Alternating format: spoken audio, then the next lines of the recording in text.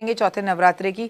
चैत्र नवरात्रे का चौथा दिन माँ कुष्मांडा को समर्पित है। तो आइए चलिए शुरुआत करते हैं इस वीडियो में चैत्र नवरात्रे के चौथे दिन का महत्व। चैत्र नवरात्रे के चौथे दिन नव दुर्गा के चौथे स्वरूप यानी कि कुष्मांडा की पूजा की जाती है। मान्यता है कि कुष्मांडा की पूजा से सभी मनोकामनाएं पूर्ण होती हैं। माँ कुष्मांडा की 8 भुजाएं हैं और बहुत ही दिव्य शक्ति वाली हैं, इसलिए इन्हें अष्टभुजा देवी भी कहा जाता है। ऐसी मान्यता है कि माँ ने अपनी हल्की मुस्कान से इस ब्रह्मांड का जो है ना निर्माण किया था, इसलिए माँ कुष्मांडा देवी को स्पेशली सृष्टि के आरंभ का से लेके अंधकार को दूर करने की देवी कहा जाता है। कहा जाता है माँ अपनी हंसी से दुख दूर कर देती है। कुष्मांडा देवी सूर्य की गर्मी को सहने की शक्ति को जो है वो प्राप्त करती है। कुष्मांडा माता का नवरात्रा किसी भी दिन हो वो अपने आप में खास होता है, लेकिन याद रखिएगा इस बार ये ज़बरदस्त 2026 में शक्तियाँ लेके आ रहा है, क्योंकि माँ कुष्मांडा का नवरात्रा इस बार संडे का दिन है और संडे के अंदर ही मतलब कि सूर्य के अंदर ही रहने की वजह से इन्हें ब्रह्मांड की देवी कहा जाता है, अधिपत्य कहा जाता है सूर्य का। इसलिए पूजा करने से भक्तों को शक्ति और ऊर्जा मिलती है। अब तो एक तो चौथा नवरात्रा माँ कुष्मांडा का नवरात्रा, उस पर दिन भी रविवार, तो ये अपने आप में इतना खूबसूरत सहयोग है कि मैनिफेस्ट का पावर बहुत खूबसूरत हो जाता है। भैया इस दिन तो आपको ऑरेंज कलर के कपड़े और हरे रंग के कपड़े ही पहनने चाहिए। अष्टभुजा देवी की बात की जाए तो माँ कुष्मांडा की 8 भुजाएं हैं। उनके हाथ में चक्र, गदा, धनुष, बाण, कमंडल, अमृत कलश और कमल पुष्प जपमाला उनके हाथ में है। तेजस्वी स्वरूप है। माता के चेहरे पर गजब तेज है, जैसे सूर्य के समान प्रकाश हो, जिसके ब्रह्मांड ने जिस मुस्कान से, जिस अपने प्रकाश से पूरे संसार को उन्होंने सुशोभित कर रखा हो, प्रकाशित कर रखा हो। वाहन बात की जाए तो सिंह पर वाहन इनका है, जो वो सिंह है। ब्रह्मांड की जननी, सृष्टि का आरंभ में जब अंधकार था तब माँ ने अपनी मंद मुस्कान से ब्रह्मांड की रचना की, इसीलिए इन्हें आदि शक्ति कहा जाता है। आज आपको जब माँ की पूजा करनी है ना तो मुस्कुरा कर करनी है। आज कम से कम 4 लोगों के चेहरे पर मुस्कुराहट ज़रूर लानी है। आज घर के सभी लोगों को हुए हंसते हुए जय माता दी कहना है, जय माता दी, जैसे मैं आपको कह रही हूँ। फिर देखिए, कहते हैं इसका वास सूर्य लोक के भीतर माना जाता है, जो सूर्य के समान ऊर्जा प्रदान करता है। अब सूर्य के भीतर जाकर तो कोई भी नहीं रह सकता। नारी कितनी शक्तिशाली है, नारी में कितना ज़्यादा तेज है, ये आपको माता कुष्मांडा की इस स्वरूप से ही पता चलता है। पूजा की विधि, स्वच्छ ऑरेंज कलर के वस्त्र धारण करें, सुबह सवेरे उठें, पूजा स्थल को गंगा जल डालकर शुद्ध करें।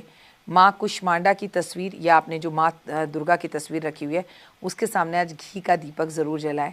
आज माँ के सामने बैठकर उनके सामने मुस्कुराते हुए आज हर पाठ करें, मुस्कुराते हुए माँ से अपने मन की बात कराएं। हो सके तो माँ को पंचामृत से आज स्नान कराएं। आज आप माँ को सिंदूर, वस्त्र, माला, आभूषण अर्पित ज़रूर करें।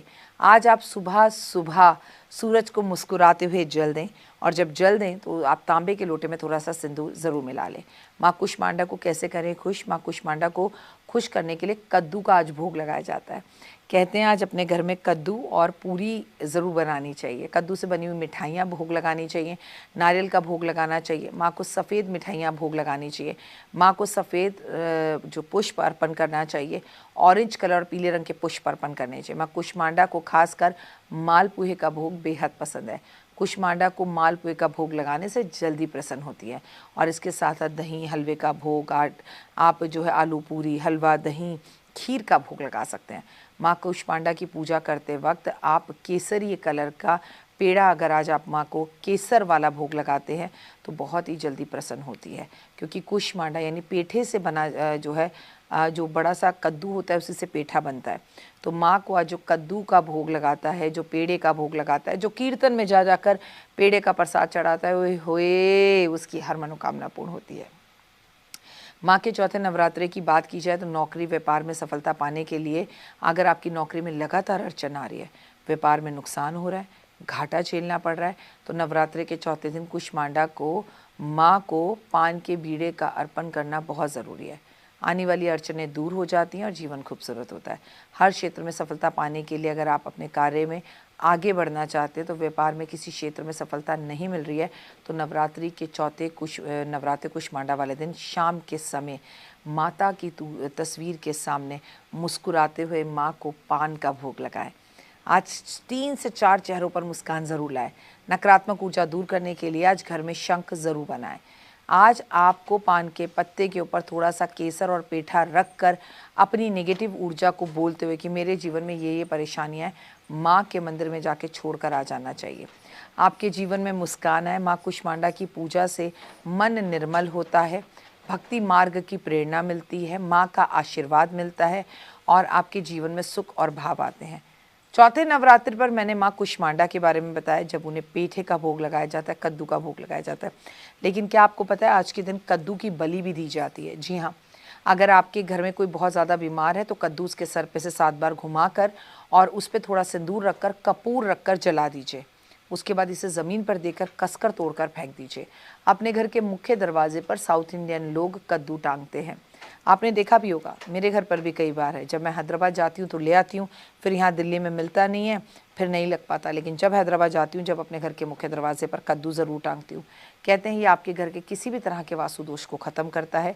और आज के दिन माँ के मंदिर में बिना कटा कद्दू भी अपनी मनोकामना को बोलकर रख कर ज़रूर आना चाहिए। और बाकी तो 2 मिनट का उपाय ज़िंदगी बदल जाए मैं आपके साथ शेयर ही करूँगी, जिसमें मैं आपको बताऊँगी कि अकॉर्डिंग ऑफ आज का दिन आपको क्या करना चाहिए, ज़रूर देखिएगा। लेकिन आज के दिन की बहुत बहुत शुभकामनाएं। ओम आदित्य नमः, ओम सूर्य नमः का जाप भी आप ज़रूर करें। फिलहाल दीजिए इजाज़त, अपना और अपनों का रखिए खास ख्याल। और कमेंट्स में आपको सिर्फ लिखना है ओए होए